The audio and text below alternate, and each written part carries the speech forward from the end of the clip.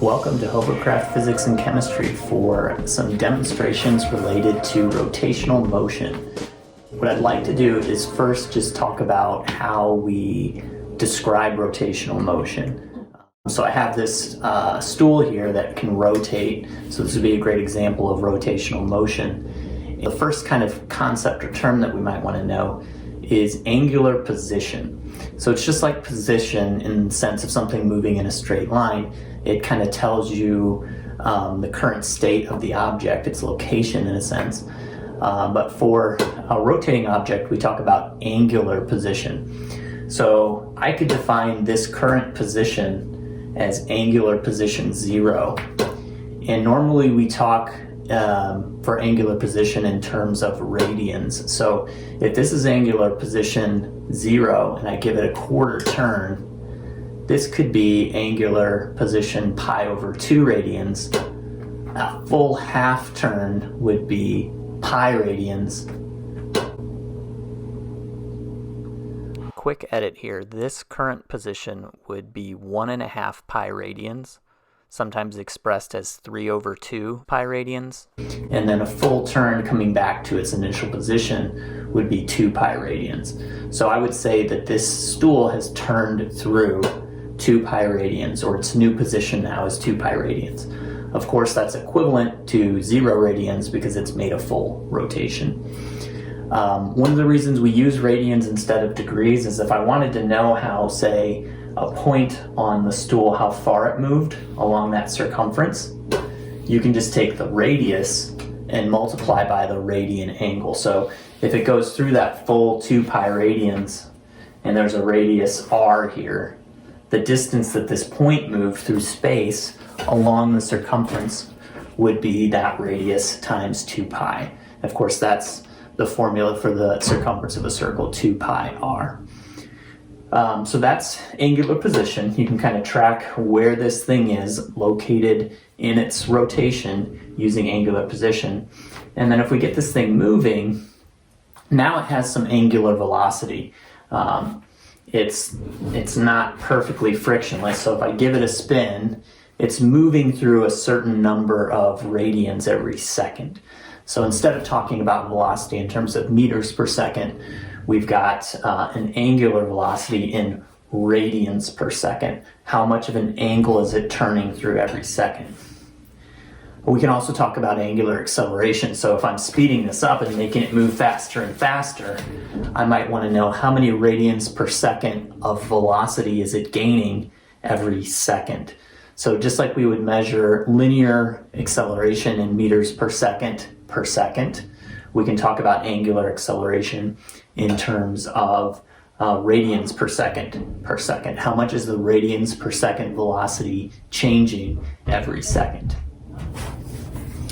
So now I've added some mass in the form of some dumbbells to the stool, because we also want to think about how we change the motion, the rotational motion of an object. In terms of linear motion, you accelerate something, right? You change its motion by applying an unbalanced force. And to some degree that's true of rotating objects, but it turns out there's another factor beyond just how much force you apply in terms of how much acceleration or how much motion change you're going to get.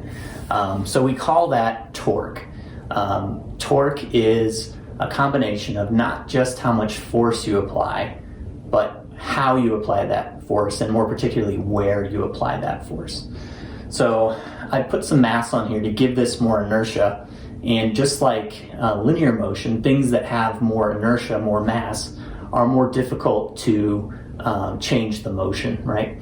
So if I want to get this thing spinning and I want to use just pinky strength, so I want to use a very small force to get this spinning, there's some different ways I could do that. I could take my pinky strength here to the axle and try to apply a force, and I'm just not able to do it. There's too much resistance, too much friction, and I can't get a good grip on the axle, but I'm not going to be able to turn it with pinky strength if I try that effect.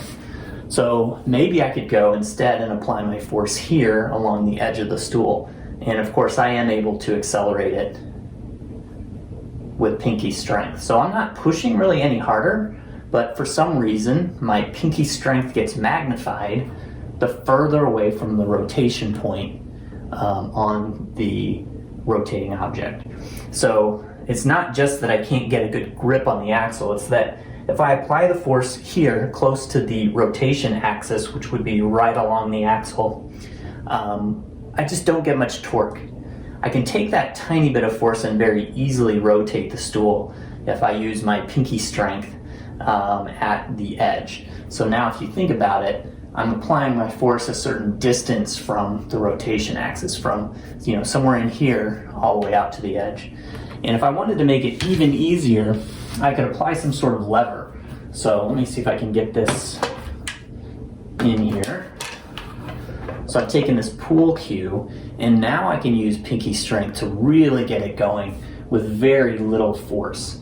I can even make this longer, and the further I get from the rotation point, the less and less force I need to change the motion of the rotating object. So that's an important concept of torque. It's not just how much force you apply on the object, it's where you apply that force.